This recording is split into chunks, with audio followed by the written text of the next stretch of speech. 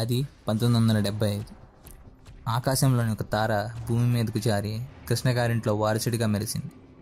1979లో నేడుగా మొదలై తెలుగు ఫిల్మ్ ఇండస్ట్రీకి తోడుగా నిలిచాడు. 3,00,00,000 మంది దేవతలు ఉన్న భారతదేశంలో పుట్టి ప్రపంచంలోని కొన్ని కోట్ల మంది దేవుడిగా అభిమానించే స్థాయికి ఎదిగిన హీరోలలో అతడు ఒక్కడు.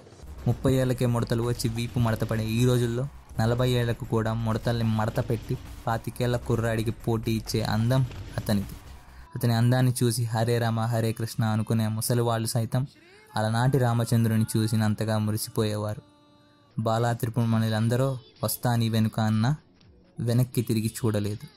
అతని పేరు చెబితే అశేషమైన జనాలలో కూడా విశేషమైన స్పందన వస్తుంది. ఖండాంతరాల్లో కూడా అఖండమైన ప్రజాదరణ పొందాడు. విజయాలు అతని ఫాలోయింగ్ని ఏమాత్రం తగ్గించలేదు. ఎన్ని ఫెయిల్యూర్లు వచ్చినా ప్రయోగాలకి విరామం ఇవ్వలేదు. ఎండోర్స్మెంట్లు చేస్తూ ఎందరో బ్రతుకులు ఎండోర్స్ చేస్తూ వచ్చాడు. ఒక్క మాటలో చెప్పాలంటే అది విపత్తులకు ఆదరని కణం, విభక్తులకు అందని గుణం.